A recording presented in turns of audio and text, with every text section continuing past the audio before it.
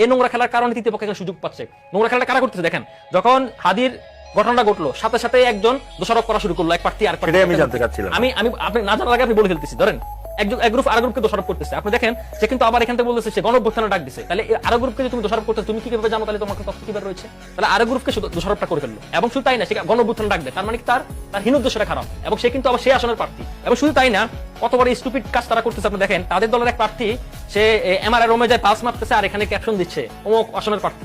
মানে স্টুপিডের একটা জঘন্যতম লেভেল থাকে, এরা নাকি পলিটিক্স করতেছে বাংলাদেশে। সেই দল আজকে দেখুন বিএনপির 4th টায়ার 5th টায়ারে চাঁদাবাজকে বিএনপি যখন বসে করে তাদেরকে ফুলের বালা দিয়ে তারা বরণ করে নেয়। আপনি দেখেন এই আজকে মেজর আখতারুজ্জামান যে দেখুন আপনি ঘটনা দেখুন, এই জুলাই গণঅভ্যুত্থানের সময় তাদের নেতা জনাব রাশেদ খানকে সে রাজাকার বাচ্চা বলছে লাইভ একটা টক শোতে। হ্যাঁ, বিএনপি তাকে 5 বার বহিষ্কার করছে, সে নাকি মুক্তিযুদ্ধের শক্তি। তো সে জায়গায় রাজাকার বাচ্চা বলছে, এখন বিএনপি তাকে 5 বার বহিষ্কার করছে, এখন সে জায়গা পায় না, সে এখন জামাতে আসছে। তার মানে এই যে আমাদের আদর্শিক রাজনীতি চর্চা হচ্ছে না, এই যে আমরা অন্যকে গাপ্তি মেরে নিয়ে নিচ্ছি নিজের সুবিধার জন্য, এই সুবিধার জন্য তৃতীয় পক্ষগুলো সুযোগ পাচ্ছে। এবং একটা দল বিশেষ গোষ্ঠী তারা বাংলাদেশকে এই ইলেকশনও চায় না, এবং ইলেকশন বানচাল করার জন্য তারা পায়তারা করতেছে, এবং এই দোষারোপের রাজনীতি তারা বাংলাদেশ এস্টাবলিশ করতে যাচ্ছে, এবং অন্যের দোষটা আরো উপরে চাপা দিচ্ছে। এই কারণে যার কারণে হচ্ছে কি এই প্রতিটি বেশিরভাগ কিংবা ওই যে আন্ডারগ্রাউন্ডের খেলাটা তারা কিন্তু অদৃশ্যমান হয়ে যাচ্ছে, এবং এটা যে একটা কত বড় ডেঞ্জারাস ওইদিকে আমরা বাংলাদেশে নিয়ে যাচ্ছে এটা কল্পনার বাইরে। আমি আরেকটা কথা বলার শেষ করি, আমাদের এই গণঅভ্যুত্থান পরবর্তী গণতন্ত্রের যাত্রা যদি আমরা ঠিকভাবে উত্তরণ না করতে পারি, গণতান্ত্রিক ডেমোক্রেটিক প্রসেস একটা নির্বাচিত সরকার ক্ষমতা হস্তান্তর না করতে পারি, তাহলে এই জাতির ভাগ্যে চিলি, দক্ষিণ সুদান, মিশরের ভাগ্য অপেক্ষা করতেছে। আর একটা ছোট প্রশ্ন, সেটা হচ্ছে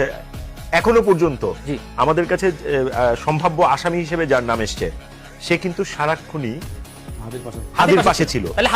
আমি আমার প্রশ্নটা হচ্ছে তার মানে আন্ডার কাভার যে ঘাপটি মেরে অন্য মানে যেটাকে আমরা বলছি গুপ্ত রাজনীতি, এক্স্যাক্টলি, তো সেইটা তো আপনার এখন তো প্রত্যেক প্রার্থীর মধ্যে এই সংখ্যা কাজ করবে যে আমার দলের ভিতর কারা ঢুকে গেছে।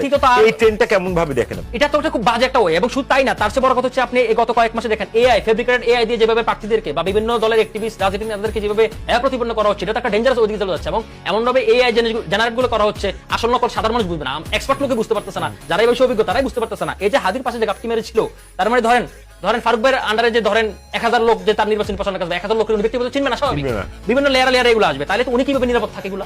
তার মানে এটা যারা সুযোগ দিচ্ছে, গুপ্ত রাজনীতি করার সুযোগ দিচ্ছে, মেজর আখতারুজ্জামানের মতো লোকদেরকে যারা সুযোগ দিচ্ছে, সেই বিশেষ দলে এই দলটাকে সুযোগ দিচ্ছে, এবং তাদের রাজনীতি টেন্ডার কারণে বাংলাদেশের রাজনীতি একটা হুমকির মধ্যে চলে যাচ্ছে।